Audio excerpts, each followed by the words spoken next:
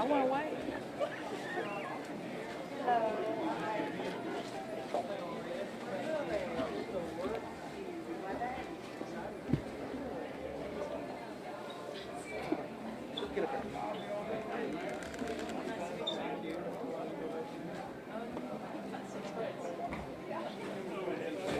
I'm sorry. I know my farmer's man.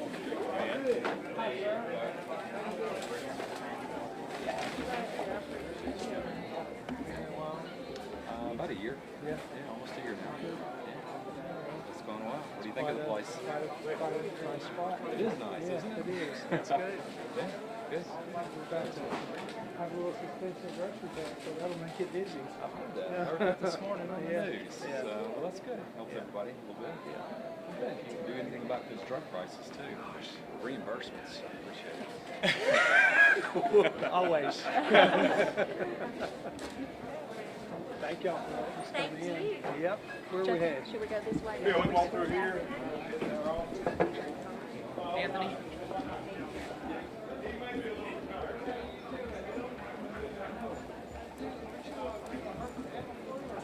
Yes, you are, Mr. Right. Yes, sir. Good to see you. Yes, sir. I sure do remember you. I'm glad to see you. We used to see all the y'all trail there. That's right. That's right. They're doing That's all right. amazing. They're still working. Yeah. Yeah, they're still raising cattle. Good. Yeah, me too. Well, I'm glad. Yeah. Still eating it too. Yes, sir. Every time I get a chance. That's impressive. I'm glad to see you. Yeah, that's great. I'm glad. My office is over here. He's in here every day. Is that right? I didn't put the cattle connection together. I should have done that. So. Oh yeah, I've seen him at many a cattle show. You do. I saw you milking cows.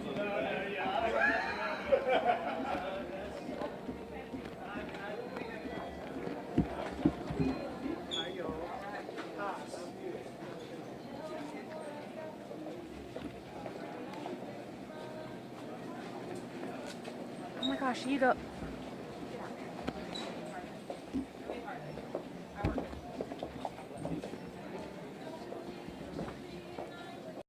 Y'all want to meet the governor?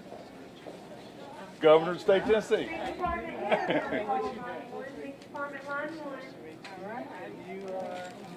He's applying to be our #1 bagger up front.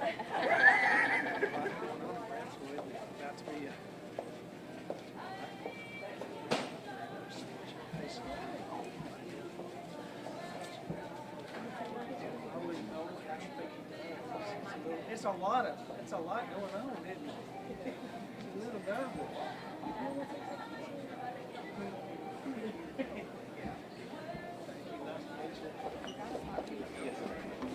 Wendy,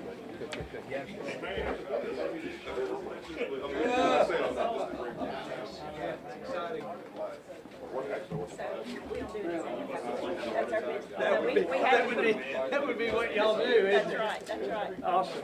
Hey, everybody. Hey, how are you? Good. How are y'all? Good. Good to see you. Good to see you. Thank you. Good to see you, sir. Pleasure to meet you, Mark Easton. Yes, sir. Hey there, I'm Parker Harris from the hospital. Good to meet you, sir. Thank you, sir. Thank you. Where are we going? Marcus was my most valuable employee about, what, 20 years ago? Yes, sir. Not anymore. Every night. Every night. I would have given him a whole lot of responsibility 20 years ago that I wouldn't give a 16, 17-year-old today. So. Going here? All right. Let's go.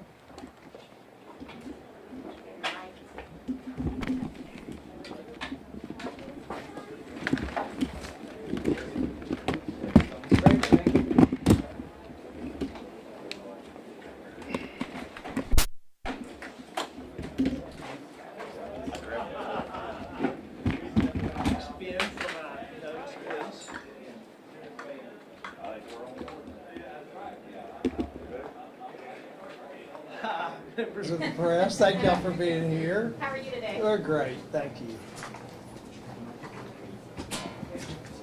I see you got snacks. I know, well, I've been in the grocery business a long time. Right? so I married into the business. My husband's fourth generation. So his grandfather came up from Baylor together.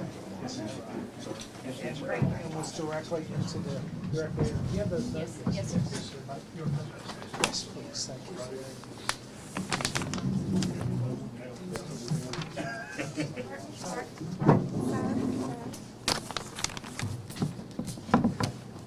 Y'all wanna have a seat?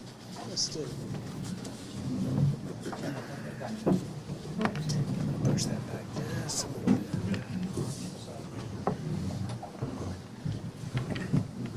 Welcome, everybody. How you doing, sir? You too. Thank y'all for graciously hosting us for this. We're honored. Yeah, it's it's good what happens in the Capitol, but it's great to get out. I'll tell you what, into the community and meet folks that are making it happen on the ground. So thank you for what you do. How about, first of all, let me just say it's to be in a business like yours out in the community is, I mean, that's where lives are changed and jobs are created and economy moves forward. And I know it's been for everybody in the country and in our state, it's been a challenging couple of years, in particular with regard to inflation and supply chain and gas prices and food prices, and it's been particularly challenging the last year. And that's a little bit about what we wanted to do today, is just talk about that, particularly how it's impacting you and your business and each one of you in the role that you play. We did just, it's great to be in a grocery store where we, on the same day that we announced a suspension of tax on groceries for a month, Tennesseans have felt the impact of inflation tremendously, and our state is in a strong fiscal position to be able to let Tennesseans keep some of that hard-earned money and do so by suspending the grocery tax for a time. There's a lot yet to work out on that, but we're glad that we can make that effort. And so I'll start. How about we do just an introduction around everybody, please, and then we'll get started. Okay. I'm Judson Nafee. I'm actually fourth generation grocer here in Covington. My wife Dana, I'll let her introduce herself. We got 3 kids. Awesome. I'm Dana Nafee, and I married into the grocery business. So. Nelson Williams, First Citizens National Bank, lifelong resident of Covington, Tennessee, and represent First Citizens Southwest region, which encompasses Tipton, Shelby, and Fayette counties. So, Kevin Gay, Mueller Copper Fittings Company, lifelong Covington, Tipton County resident. Pleasure to be with you. Pretty familiar with your products from my old life. Yes, sir. And Jeff Huffman, Tipton County Mayor. Yes, sir. See you again. Michael Harris with the Farm Bureau Insurance here in Covington. Hey, I'm Parker Harris. I'm the CEO and Administrator of Baptist Hospital here in Covington and Baptist Cancer Center. Lifelong West Tennessee resident, originally from Jackson, Tennessee. Awesome. Governor, I'm Kent Ritchie. I'm the dealer principal for Landers Auto Group, and we're Ford dealers, and we're moving into Covington to follow. Just next door. Great. Justin Hanson, Governor, Mayor of the City of Covington, welcome. Glad Thank you're you. here. Thank you. Marcus Easton with Tipton County Schools, Director of High Schools and Middle Schools, lifelong Tipton County. A lot going on in schools these days. Yes, sir, yes. A lot of going great, on lot in of exciting schools in the things. last two years. So Yes, sir. thank you for thank everyone of y'all for your work. I do say oftentimes it's good what happens in the Capitol, but it's what happens out here that really impacts the people of our state. And y'all are all heavily engaged in that in this community, so it's great to be in your county. I do want to just have a little bit of dialogue and roundtable specifically about the issue that we're talking about a lot today, which is inflation and prices and supply chain and economic development, things that are happening in this community. Certainly right now in West Tennessee, there's a lot of exciting things happening while we have these challenges going on. And we can talk about that, but I'd like to know just what it's been like the last year in particular. In 2 years. Yeah, well, 2.5, but particularly as the prices and inflation have, I'll go hit yours. quickly to 2 years ago, we were everyone's hero in the whole country. And I say we, the grocery industry, whether it was independent guy in Covington or a big Kroger, all grocery employees were heroes. And they've gotten tired, and customers have also gotten tired, and they're getting more impatient. We're not heroes anymore. The labor force has caused a lot of issues for what we have now. Granted, yes, we have supply chain issues, but the labor issues are equally as bad as supply issues. Yeah. Especially for us. We've stayed ahead of the supply issues pretty good in our, sometimes I think smaller guys win on that game a little bit, so, for us. We've never seen price increases like we're seeing now, though. 40 years. 40 years. I had since a we've conversation had this week about a major investment with electronic price tags on my shelves because of how much labor and supplies we're using to change prices every week now. I mean, Wow. Where we could click a button, but it's a major investment. I mean, it's an investment I would have never thought about 5 years ago. Have to keep up. Have to keep up. So- Nelson? Well, in the banking industry, obviously, we've seen major impacts with supply chain with our customers, cost increases of building materials. We've done a good job of working through that. Pre-COVID, we've kind of worked through our workforce challenges. We've got a good team, and we invested heavy in them to retain those employees. Always have needs to hire additional people. But impacts we're seeing now in the commercial sector due with supply chains and the delay that it creates in getting projects completed. And so, and then we've got an interest rate increase, and we'll see how that affects us. But it'll be interesting to see how long this supply chain affects the commercial construction industry. I was previously in that industry, and we had price increases on a regular basis, but now you can't even, you can't keep up with it. You can't project. You can't. Very difficult to even price projects and estimate what's going to happen even 6 months out.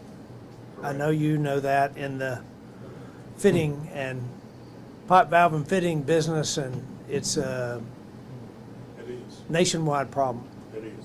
And labor, nationwide, you hear the same issues with labor, people being able to find skill set workers. I mean, obviously in your previous Yeah. lifetime, you understand what it was like with the skilled workers. It's difficult today. And being able to upskill those people or find those people that want to upskill themselves has been more of a struggle than anything. So, I mean, that and then our supply chain issue with repair parts, those type of things coming in for us. I mean, you're finding that companies are starting to obsolete or no longer offer. Yeah. eBay's become my best friend on finding some spare parts. You can find them on eBay before you can find them on your wholesalers and distributors list sometimes. So it has been a struggle. Each of y'all has talked about workforce. When I was engaged in the construction industry, and we did struggle to find skilled workers, and we are working really hard at state level to change that environment. We started with the GIVE Act, Governor's Investment in Vocational Education Act, that put $1 million grants in high schools across the state, specifically targeting vocational and technical and agricultural education, and you know about that. And the impact that had on schools. We doubled down on it the second year, but we realized that we have to really invest in CTE if we're going to be the most moved to state in the country, and to have companies like Ford make decisions to come here. And I think part of the reason they made that decision was because of a commitment that we have toward workforce development. We're putting $500 million in this year's budget, the proposed budget that the legislature's looking at right now. That's a significant historic investment in CTE. It will be for high school programs from one end of the state to the other. And we're actually looking at how to push that even down into middle schools, so that young people can be exposed to career tracks that will skill them up to fill the jobs that will present themselves in our state as the economy continues to roll here. But $500 million in that, and then we also realized a year or two ago that we had waiting lists in our TCATs, people that were getting skilled, but then wanted to follow up with that in post-secondary. So we put $200 million in this year's budget to build new and to strengthen the TCAT system across the state, so that if we get these middle school and high schoolers headed toward skilled training, that we can put them into a TCAT and then get them into a job. So we're very hopeful about the prospects there. Mayor, you got a wonderful county here. Yes, sir. Welcome to Duplin County. We're glad to have you. We're glad to have Ford Motor Company coming in over here. As I said, they're about to start moving dirt. It looks like they've got their equipment in there. And I just wanted to remind you, there's a $40 million TCAT that you all put in. Yes, sir. As well. It's going to be constructed over there. But the focus on CTE and TCATs is critical, because TCATs have always done a good job. Their education, their certification programs are great, but they've got the other job as well, and that is placing people. Yep. So TCATs not only get you trained, but they find you a job as well before you leave there. And what we're looking forward to, quite frankly, in addition to that, is Ford Motor Company is looking at providing a curriculum so that you can take dual enrollment courses in high school. And by the time you graduate, it's 22 minutes from here to over there, and that's going to be a big motivator to get folks in high school trained for that. Yeah, one of the things I've encouraged educators, and particularly in this region, is to, we're at a moment in time where we have 7th and 8th and 9th graders right now in school that will enter a workforce marketplace when they graduate from high school, or a year or two after a TCAT, where there will be estimates of 30,000 new jobs as a result of that Ford decision. We worked really, really hard to get that commitment from Ford. They had, I think they were looking at 16 states, and I went up there and they came down here, and we talked a lot about workforce development, because that's one of their key issues and concerns was, will we have the workforce for them? I want to encourage you as leaders to kind of embrace that moment in time and be certain that your education systems are kind of thinking that way. I know they are, but we've been working together and talking about that. Counseling kids in that direction where they need to, the kids that are gifted in that way and just need a little exposure and opportunity in that. But it is a tremendous opportunity. We got to figure out the barriers between that kid and that job. And there are a lot of barriers for a lot of kids, but there's a tremendous amount of opportunity that we have here in this community and in multiple communities all the way down to Memphis and surrounding counties. So one of the real concerns, Governor, and I know you're hearing it everywhere, is backfilling labor behind that. And even now, we're having trouble finding labor, just existing industries.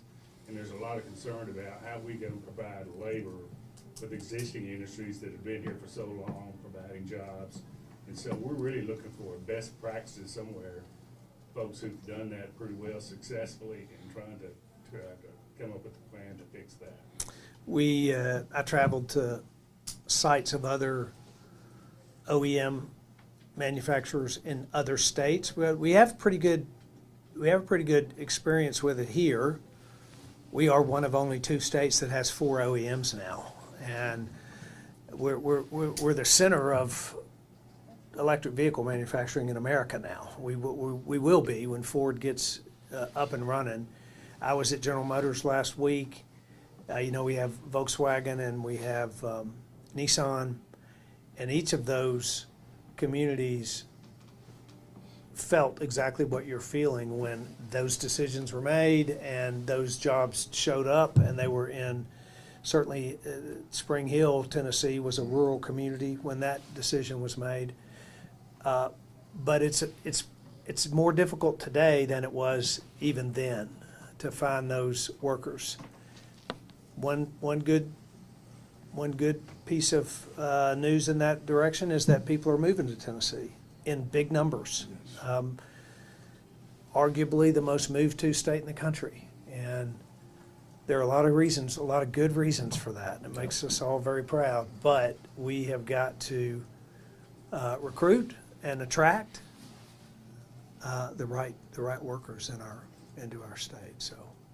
Well, we've got to figure out with that growth, how we're gonna fund the infrastructure to support those developments of homes and other expansion that's gotta take place to pull alongside Blue Oval's investment. I think that's a challenge.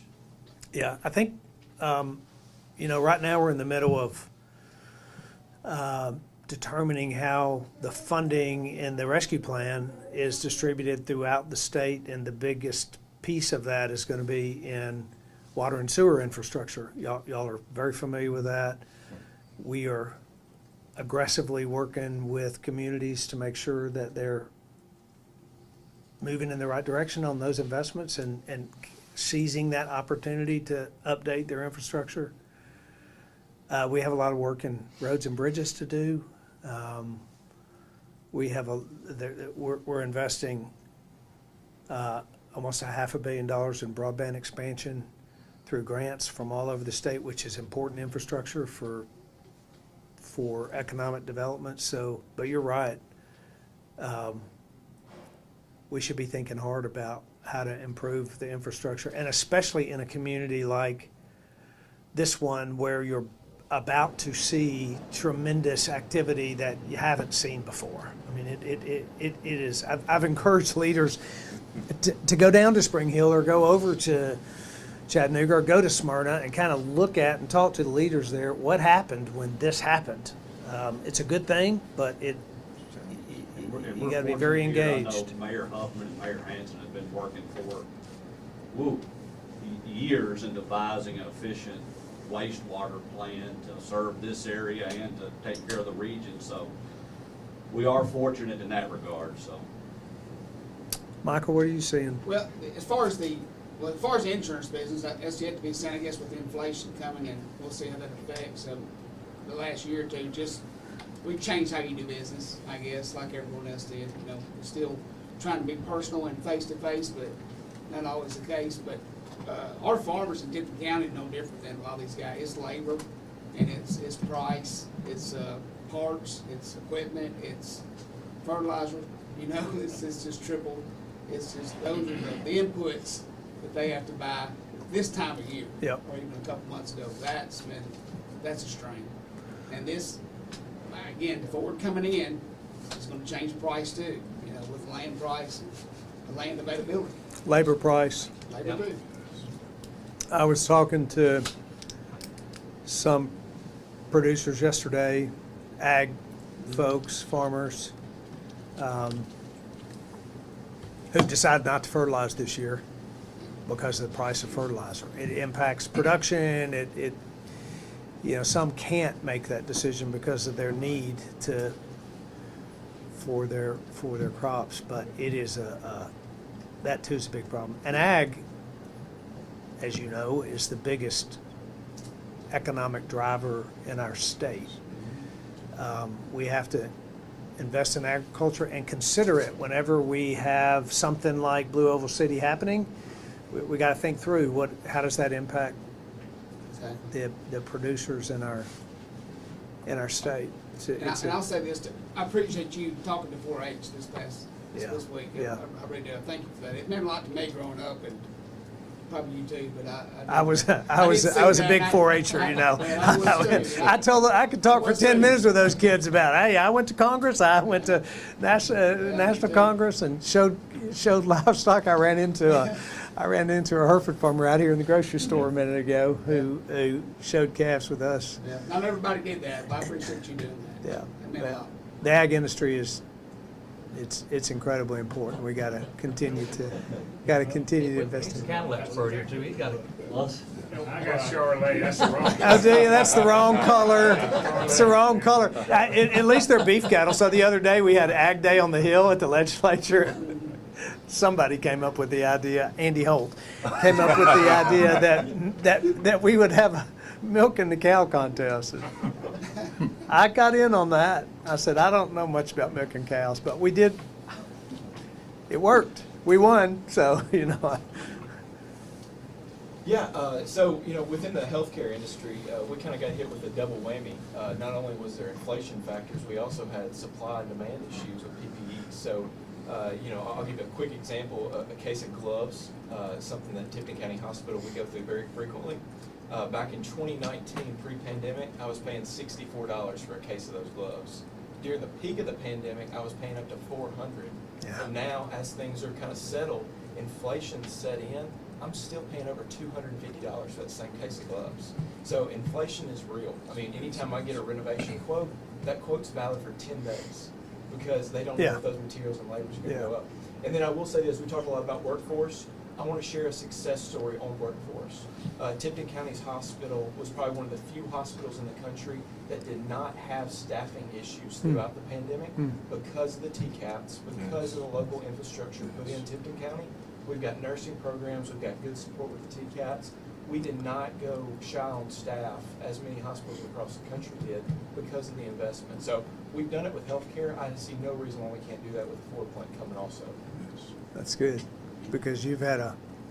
It's been a rough 2 years. Hey, I don't know about everybody else in the room, but most of us didn't know what PPE was before, and then we became incredibly familiar with it, and the prices of everybody knows all about it. But you had a hard, particularly hard, and our healthcare industry in the state they were tremendous partners with us through the process. I got to say that the frontline workers, and especially, I mean the folks that stayed there with it and took care of the sick, and are still doing it. And are tired and have faced a lot of challenges. And your hospital is unique in not having staffing issues because most of them suffered pretty heavily from that. But we appreciate that word on the. That's encouraging, right? I mean, if we can do that everywhere, if we can target our workforce development in our high schools and TCATs, target it around Blue Oval City, I think we can meet the. I agree. I think we can meet the challenge. It won't be easy, but we can meet it. Kent? Listen, I recognize Tennessee is an auto-centric state.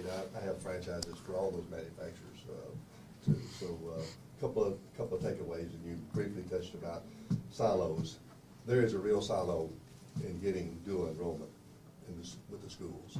A real silo. And we have a tech school in Memphis, and it's been impossible to get the dual enrollment done, which would be in their interest and, of course, in our interest too. So anything that you could do in that area would be great. Yep. The sales tax reduction on holiday on grocery stores will be big.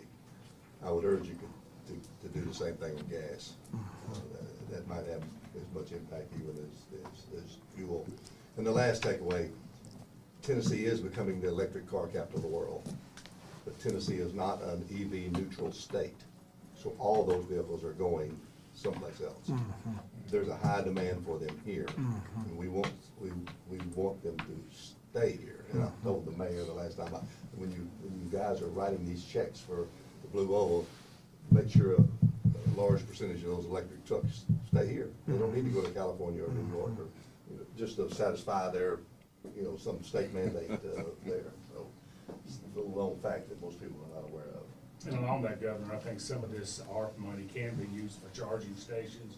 And I know TDOT's got a real strategic plan for building charging stations, particularly if they have an interstate system initially, and using some of those dollars for that. Yeah, and the private sector we know will really. I mean, yes. I went to Detroit and to both Ford and met with Ford and also General Motors, and their technology around charging is and their investments in research and development around charging are enormous. They are all in for it. So I think we'll see the private sector be good partners there. Our dealership costs, just to meet the current charging metrics, is $250,000, $250,000 just at a single store. Yeah.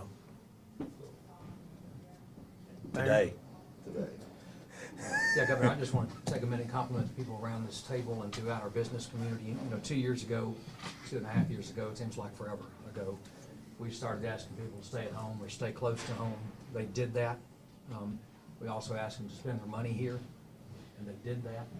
They continue to do that, and despite otherwise horrible circumstances, our economy thrived through the COVID pandemic, and I think the state reflected those Yep. numbers as well. Yep. But now, as we're coming out of that, I hope it's incumbent upon all of us to look to forward, and you know, a rising tide raises all ships. So Mayor Huffman and I have been working together, especially on wastewater sewer. That's the big. Yep. That's the big. You know, Covington is in a good spot, but we've got to grow and then put something regional somewhere. So that's one of the things that Mayor Huffman and I have been talking about. And you got to have that backbone, that infrastructure to grow the residents and residentially and the retail that we expect. So we're one of the closest cities to the site, and we're A lot of talk about how best to capitalize on that, so.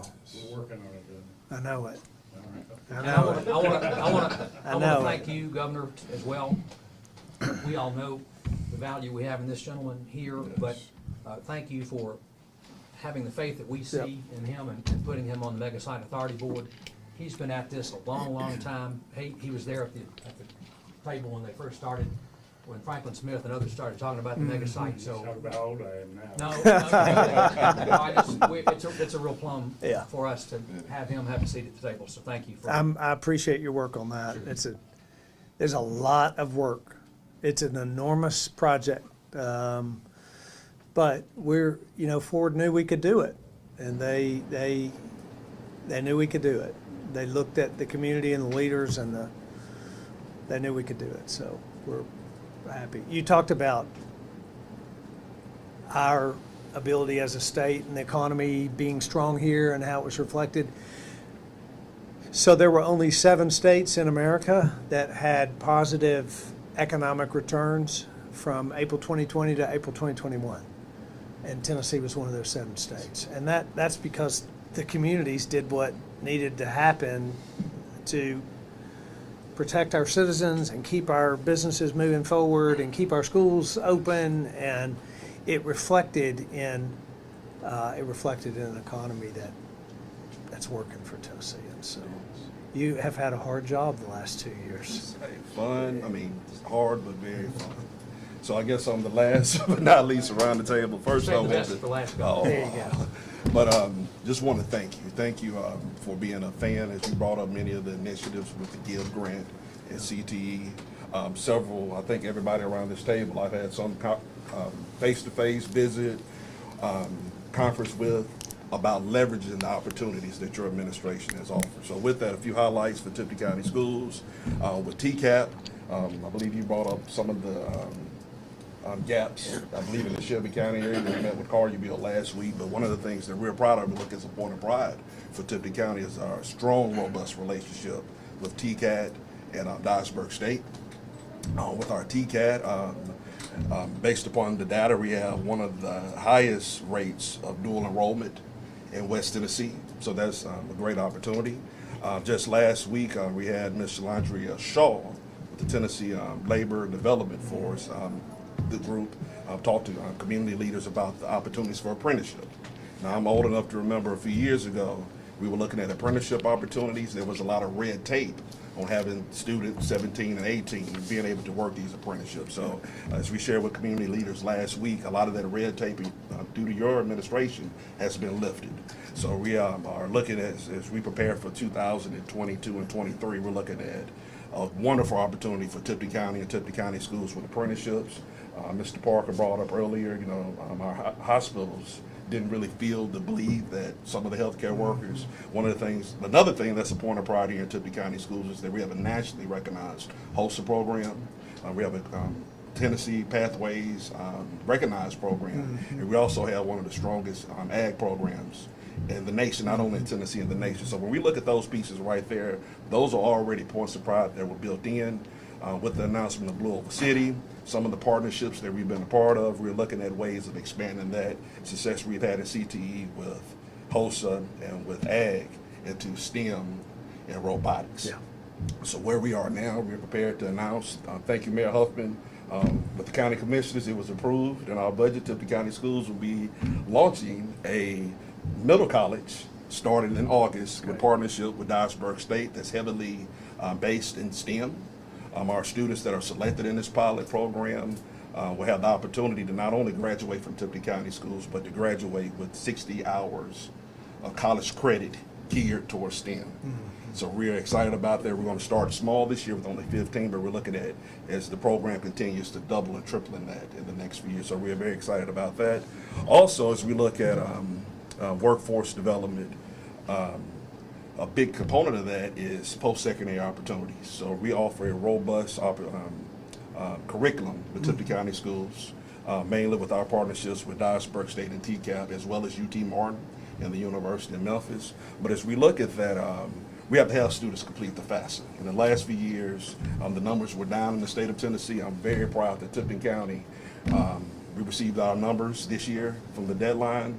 For March the 1st, Tipton County led the state with a 99.2% completion rate. Covington High School had a 100%, Brighton High School had a 99.6%, and Mumford had a 98%. So collectively, we led the way on that. So as we look at the next steps with this, as we work together, moving ahead, Tipton County Schools, we feel like we are perfectly positioned to be able to meet the demands for Blue Oval City. And then one last thing, we partner with SCORE. We want to thank folks that's affiliated with SCORE. We're one of districts that include Chattanooga, Hamilton County, Metro Nashville Public Schools, as well as Clarksville, Montgomery County. You guys could have picked, or SCORE could have picked any district to partner with. You chose Tipton County Schools, and we're just very excited about the opportunities that's provided as well. So thank you. It's been challenging the last 2 years, but those challenges have opened up opportunities that we're very focused and intentional on here in Tipton County to make sure we meet the demand. And you've been a good leader in all of that. Thank you for that. We have great people that we work You with. do. And a couple things on, we talk about CTE but you brought up STEM. Yes. You brought up a lot of things that are of interest to me. Apprenticeships, for one, we've doubled our numbers of apprenticeships, and we have tried to kind of deregulate that process so we can get more people involved in apprenticeships. We know that leads to meaningful employment in a stronger way. But we need to do vocational, technical agriculture, but we also need to have STEM-focused education, which we are. We have the Future Workforce Initiative, which is really a goal of tripling the number of STEM-designated schools in our state. That's working. We have a piece of legislation that is requiring computer science as a requirement for graduation in our state. There's only, I think, 5 states in the country that have computer science as a requirement for graduation. We'll phase that in, but we've got to, my hope is that we provide multiple pathways, that kids with different strengths and giftings can find the right path to meaningful employment, and because there's dignity with that. And we want to find that and recognize the dignity of every kid. You're doing that with your multiple strategies here, and I appreciate that. Can we be greedy for a second since we're here? Greedy, yes, Since we're in the grocery Well, store? we can't let you out of here with this announcement today without telling you the way we feel about it a little bit. We are excited about the sales tax holiday. Tennessee residents, they need that relief from this inflation, but it's not free. It Right, doesn't that's go right. without a cost. That's right. And I just told you about the burden we have right now. There's a reason I have Twix and Snickers out here. You know why? They're not taxed at the same rate. That's right.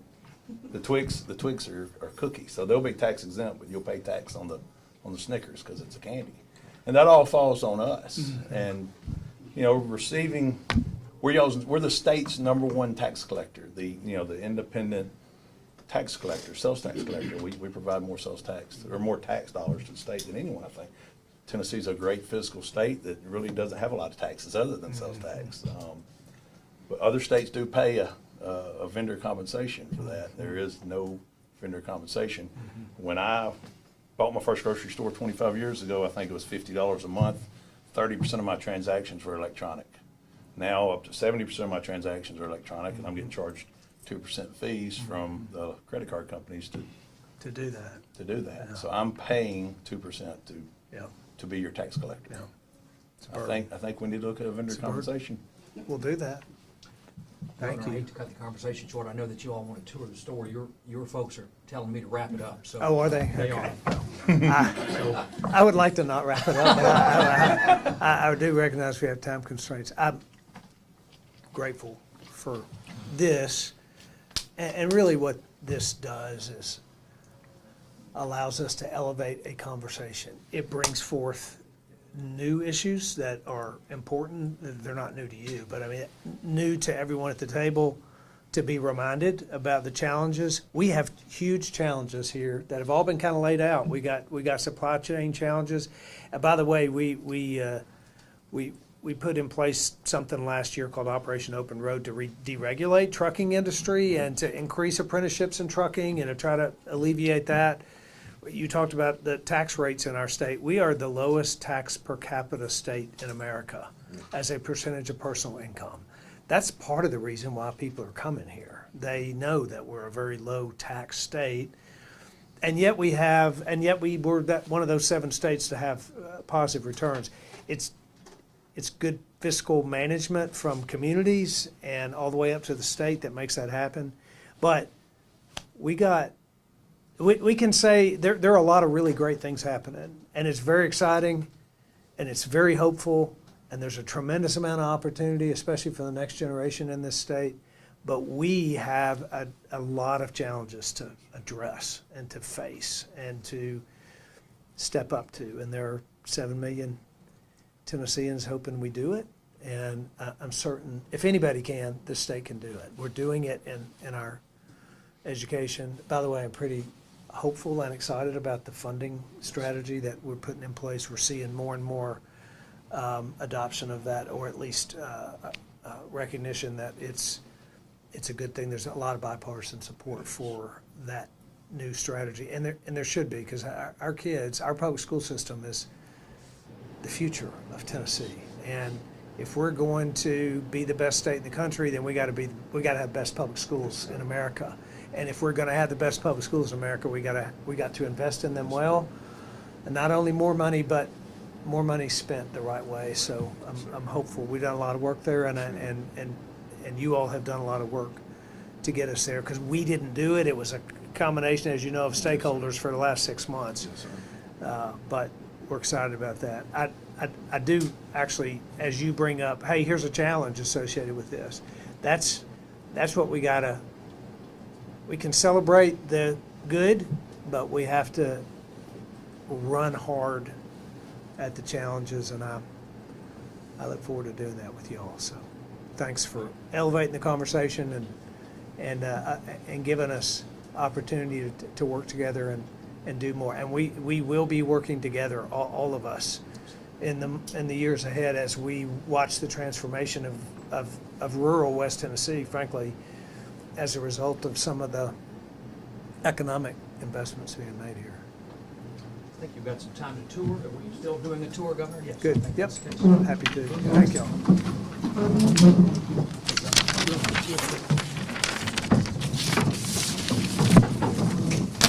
Had a chat with Anthony Haynes this morning, state chair.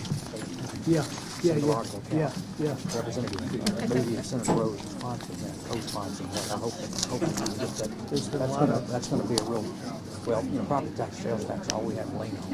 And just for Covington, that's another $140,000 a year added revenues from 20 years ago when the state had that budget deficit. We're in a much better financial shape. So I wanted to chat with you just a minute about that, and I hope that we can, hope that'll get through. I don't know how you're feeling. Well, I think that we've certainly